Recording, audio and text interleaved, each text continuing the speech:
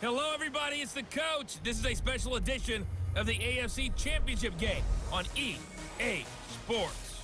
On tap, we've got what should be a fairly intriguing matchup between the Jacksonville Jaguars and the Pittsburgh Steelers. I'll be back with you again with scores around the league at halftime. But kickoff right around the corner. And standing by to call the action, here are Brandon Gaudin and Charles Davis. All right, Coach. EA Sports coverage of the NFL brings us to the steel capital of the world, Pittsburgh, PA, at Heinz Field. Straight ahead, it's a clash to decide the AFC's representative in the Super Bowl. And it'll be a great one between the Jacksonville Jaguars and the Pittsburgh Steelers. Hello, everyone. Alongside Charles Davis, I'm Brandon Gaudin. The postseason continuing here on EA Sports. And, man, it is electric in here, and it should be conference championship time. I don't know about you, but my butterflies in my stomach, they have iron wings in this one. And every guy I've ever talked to has all said the same thing. This game, the conference championship game, may have more intensity than even the Super Bowl because you know what the stakes are. You're trying so hard to get to the big game that this is the one that's the real challenge. The winner here goes to the Super Bowl, and we'll know soon enough which team that'll be as we are underway in the AFC title game. And this will not be returnable. It's out of the back of the end zone for a touchback. So here's the first drive now for the Jags. And leading them out there, we get a look at their 6'3" quarterback. I read something prepping for this game that he said prior to, and I think he really said it a few months ago, where he talked about he wants to have the type of season that at the end, he's buying gifts for all the guys who helped him along the way. And I know that the team wants to hold him to that and really get into his wallet.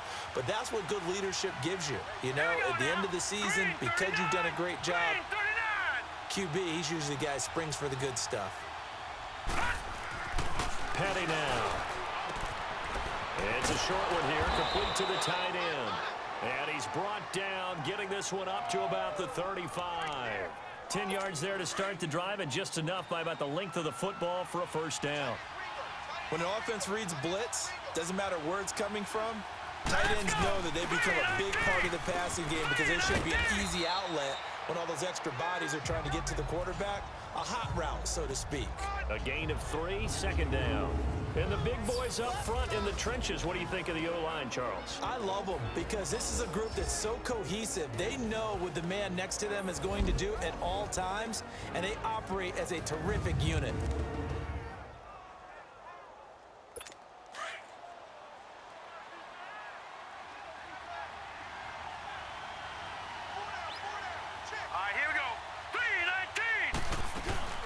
They'll run it now out of the gun.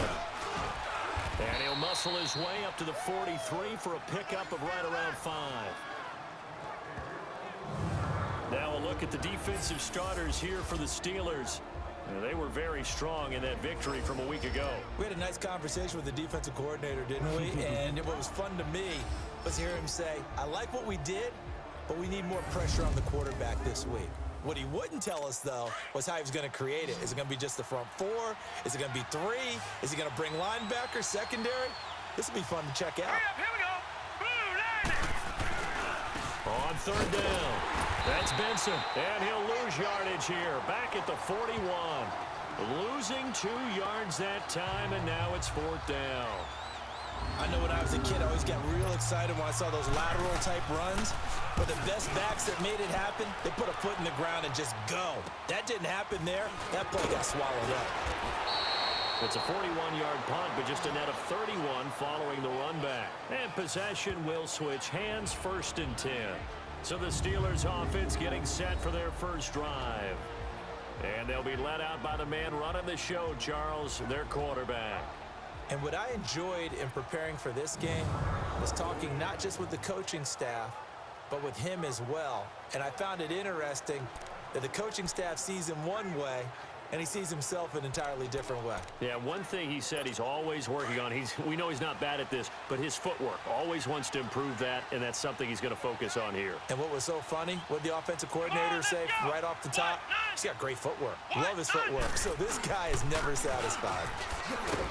And he'll fight forward to about the 27-yard line. 2 yards on the pickup there. It'll be 2nd and 8.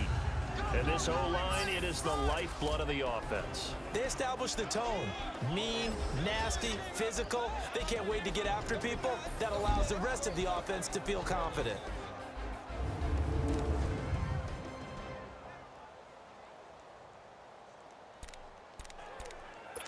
They'll break the huddle, come up on 2nd and 8 at the 27-yard line.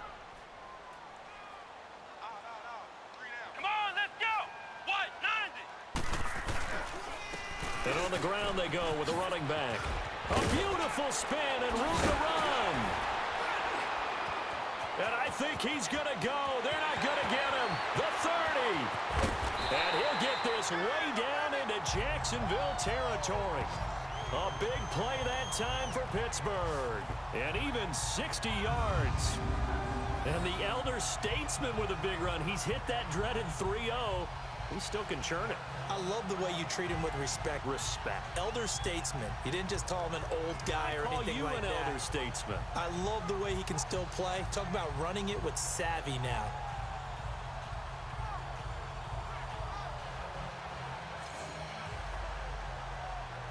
Cross country is A real field flipper there as all of a sudden they've got a first down in the red zone. From the red zone now, they'll look to throw. Almost able to intercept it. That's one he would have liked to have held on to on this first drive. Instead, 2nd down. There you see the starters defensively for Jacksonville. They were very strong in that victory from a week ago. It was a little bit enlightening talking with the defensive coordinator about their performance last week because his feeling was good, solid performance. Did what they needed to do to get the job done and get the win, but definitely would like to see some improvement in this week's game. They always want improvement, don't they? They certainly do. So after the incompletion on first, now 2nd and 10. Let's go. Brand 38. They're going to look to throw. And he can't corral it. Maybe a big missed opportunity there defensively in the end zone. And now 3rd down. Those throwing windows get a lot tighter near the end zone, don't they? And here's the thing. You already probably have 3 points in your hip pocket. Let's go. You force a throw here and give up an interception, you come away with nothing. Especially tough in the middle third of the field where he threw that one. Now yet another incompletion here as they fail to connect on 3rd. And the trick play doesn't work. Good reaction there defensively. And it'll be 4th down. And his kick is good. And the Steelers will jump out to a 3-zip lead. So an opening drive field goal maybe doesn't whip this crowd into a frenzy, but I think that they will take the early lead. There's no doubt about it. They will always take the early lead, and maybe that celebration comes later if they play well and they can break things open. But right now, this is all about letting the offense just get settled in.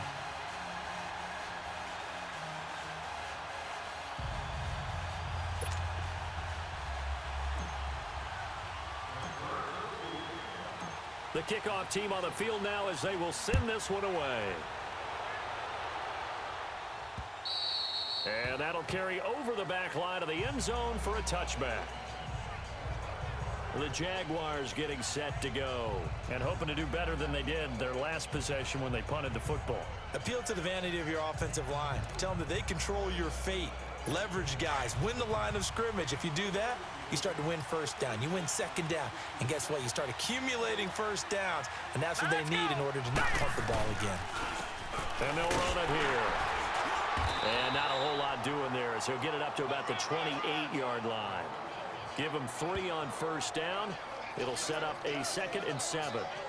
I think that's the type of run we'll continue to see throughout this game. The snow coming down, I don't expect a lot of big plays to be broken. Here's 2nd and 7 now from the 28.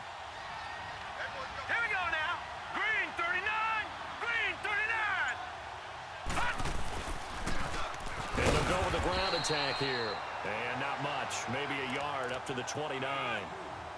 He may be a bit undersized compared to the modern-day NFL defensive tackle, but what he lacks in size, he definitely makes up for in his ability to make tackles in the run game as well. Here's Paddock. And it's caught by Herndon. Tally, that is catch number 1 for him in this AFC Championship. It's a first down. That was a route run not just with dexterity, but with intelligence. Found the hole in the zone, made sure the quarterback saw him, and was able to make the sure catch and put the down marker back to 1. And he is met at the line of scrimmage, and he goes down right there. No gain on the play. It'll be second down. What an advantage having an elite guy in the middle of the defensive line, because not only does he take up the space and let the linebackers run free, but he can also make plays himself, as we just saw there. And that will be incomplete. They couldn't hook up on what's going to be the final play of this first quarter. They've got